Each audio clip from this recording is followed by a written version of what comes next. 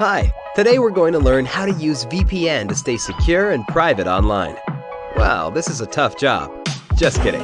When you use NordVPN, all it takes is just a single click. See for yourself. Click, and you're browsing securely on public Wi-Fi. Click, your ISP can't see what you do online. Click, and you're in a different country. Well, virtually. Any device you have there, NordVPN has you covered.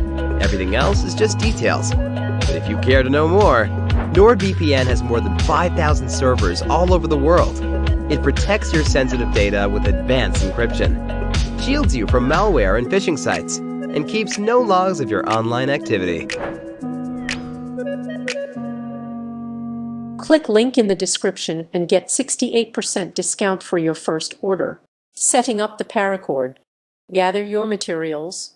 To make a paracord lanyard, you will need at least 13 feet of paracord 550, a metal carabiner clip, snap hook, or metal key ring, a ruler or tape measure, a twist tie or something to easily mark the center of the cord, scissors, and a lighter. The proportions of the paracord can differ depending on how long you want your lanyard to be. For about every foot of paracord length used, you will get about an inch of your braiding knots. If you want to make a lanyard using just cobra stitching, you may only need about 6-8 feet of paracord. However, if you want to make a king cobra stitched lanyard, you may need about 13 feet. For example, 8 feet of paracord will yield about 8 inches of braiding knots for your lanyard. Mark the center of your paracord. Fold your long, 13-foot paracord in half. At the top of the fold, mark the center by tying a twist tie or rubber band around the paracord. You can really use whatever kind of marker you want. Just make sure that it can stay put as you make your knot and then easily be removed. Tie a lanyard knot. If you are tying this knot for the first time, it may be beneficial to use a sheet of paper to visualize how the cords intertwine to tie the knot. Poke 2 holes vertically on top of each other, about 4 inches apart through the middle of the paper. Feed the loose ends of the paracord through the holes in the paper, and have the looped end of the cord on the left side of the paper, while the loose ends through the paper go off to the right.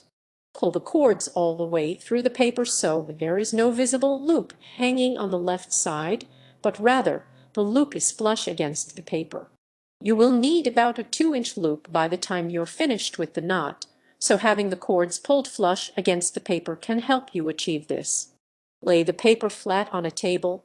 Take the paracord passing through the bottom hole of the paper and make a loop near the paper hole. Then take the paracord passing through the top hole and place it underneath the bottom paracord's loop. Have the cord sit through the middle of the loop. For example, the top cord should look like a center pupil running through and eyeball the loop. Also place the upper cord underneath the bottom loop's tail cord. Feed the tag end of the top paracord down through the right side of the eyeball, underneath the pupil, and up through the left side of the eyeball. Gently pull both tails of the cords to tighten the knot just a little bit. You should have a very elaborate and mirrored knot pattern. Take the tag end of the paracord coming from the bottom of the knot, bring it around to trace the right of the knot, past the top hole where the other cord is coming from, and underneath all of the upper cords to come up through the eyeball center. The same technique will be used for the other tag end of the paracord. Bring the upper paracord tail around to trace the left of the knot, past the bottom hole where the other cord is coming from, underneath all the lower cords, to come up through the eyeball center of the knot. Tear off the piece of paper and hold onto the looped cord that was on the other side of the paper. Gradually pull and tug on both tag ends of the paracords while holding onto the looped cord. Make sure the looped side of the lanyard knot has about a 2-inch loop. The center of the paracord marked should be in the middle of that 2-inch loop. Make a simple overhand knot. If the lanyard knot seems too complicated and intricate, you can make a simple overhand knot. From the looped portion of the paracord, pinch down the paracord about 2 inches from the top of the loop. Twist the loop over the tag ends to make another larger hoop, and pull the center of the looped paracord through the middle of the larger hoop. Braiding the paracord. Connect the paracord to the carabiner. Feed the two loose ends of the paracord through the loop of the carabiner clip, snap hook hole, or metal key ring. Pull the ends through the loop until the lanyard knot is about 5 inches away from the base of the clip. If the snap hook hole is pretty wide, you can loop the ends of the cord around one more time to take up more of the wide space.